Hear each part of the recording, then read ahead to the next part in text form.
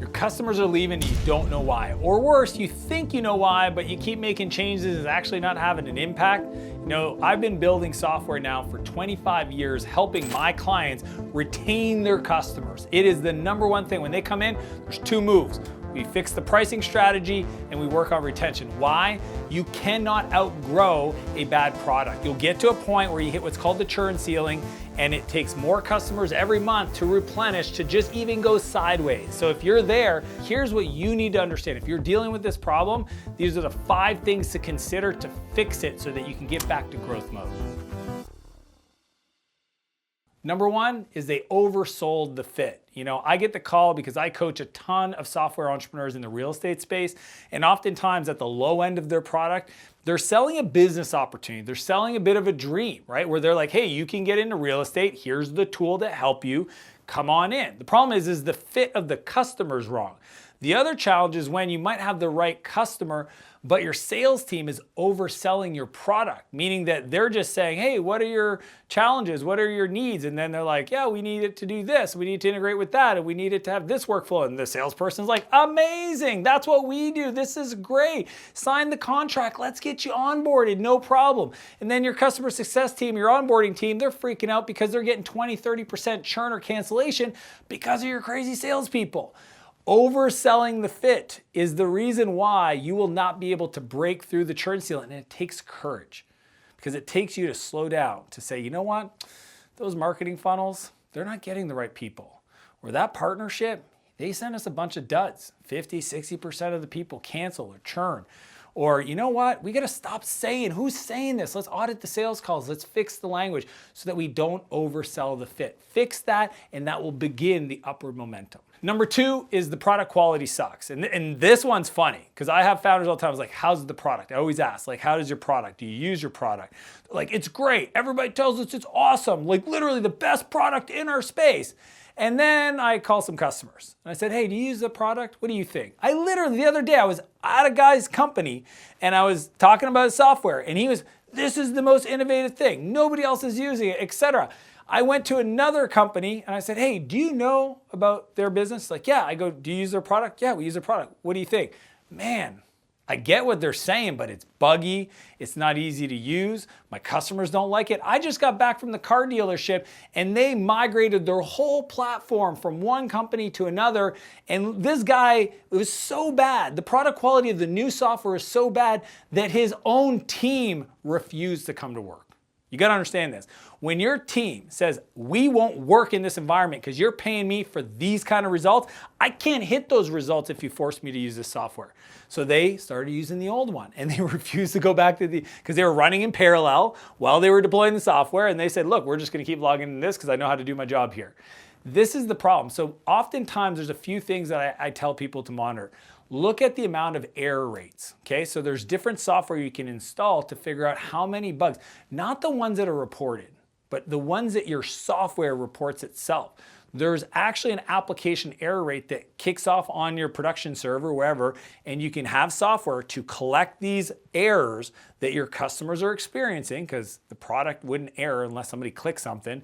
And then you can then look at who the customer was and check this out, be proactive about not only fixing it, but telling the customers. Okay, you can pull a report and say, here are all the people that experienced this bug. We fixed it. Let's go email them all and let them know that it's fixed. Because you don't want to have that perception of buggy software be there if you fix the problem, but you never told them that you fixed it.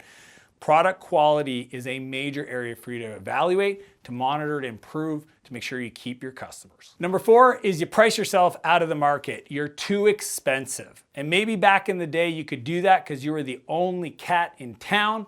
But today, with different APIs and no-code software, I mean, it's literally hard to build a competitive solution that somebody can't look at and just immediately go build themselves on some existing platform. Like you used to be able to be, you know, expensive and proprietary and have all these features. But now what happens is if you had a platform, the customer's going, well, CRM, I'm going to use this software. Zoho, it's free. Email sending, boom, I'm going to go over and use this software. Oh, we used to do all of our quoting there. No, I'm going to use this software. And they essentially can dismantle your software into individual pieces.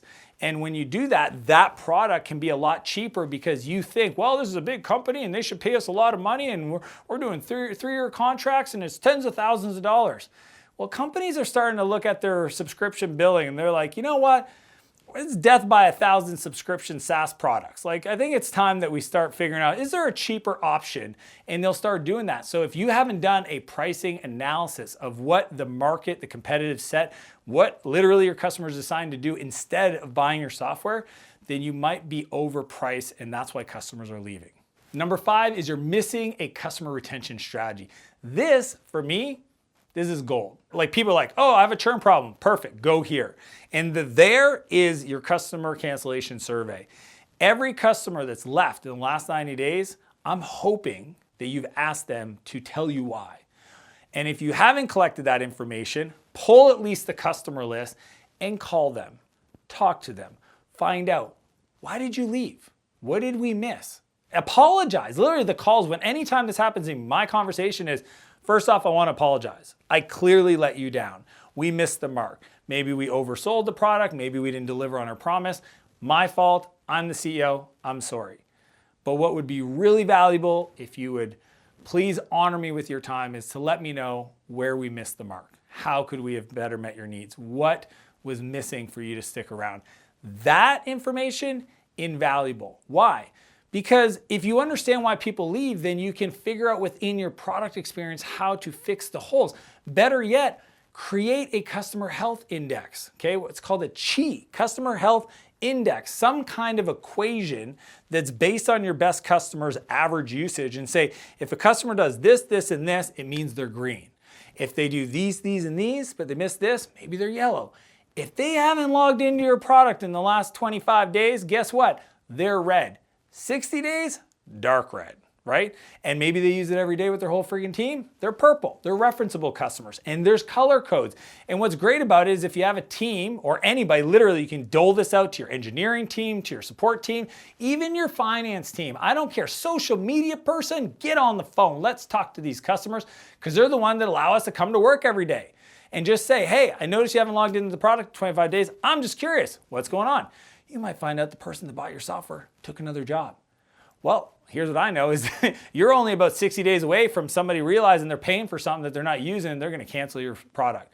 Versus find out who took their job and get on a call proactively to try to get them back into using the software. There's so many different strategies if you just take the approach of it's my responsibility to monitor my customers. And based on who's doing great, I want to collect some testimonials. The purple customers, I'm asking them if I can use them on sales calls. I'm asking them for testimonials. I'm inviting them to speak at our customer conference. I'm saying, hey, do you want to come on my podcast?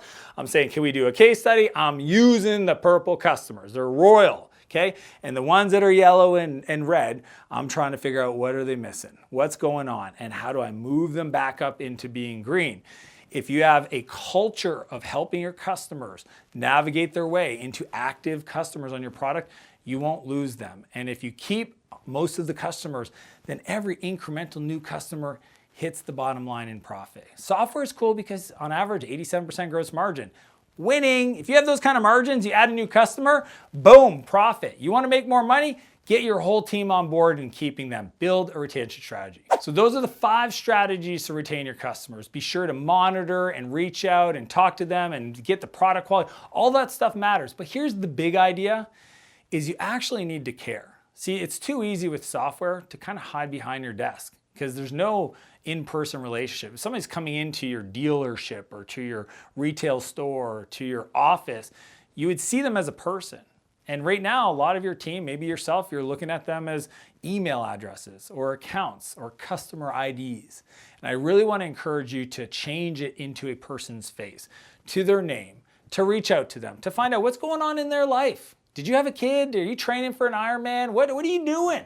What's important to you? What are your personal goals? I know we're B2B software, but if you can make it not B2B, but H to H, human to human, that will be your competitive advantage and that will allow you to be the top in your space. So as per usual, take these ideas, implement them, get incredible results, but most importantly, I want to challenge you to live a bigger life and a bigger business, and I'll see you next Monday.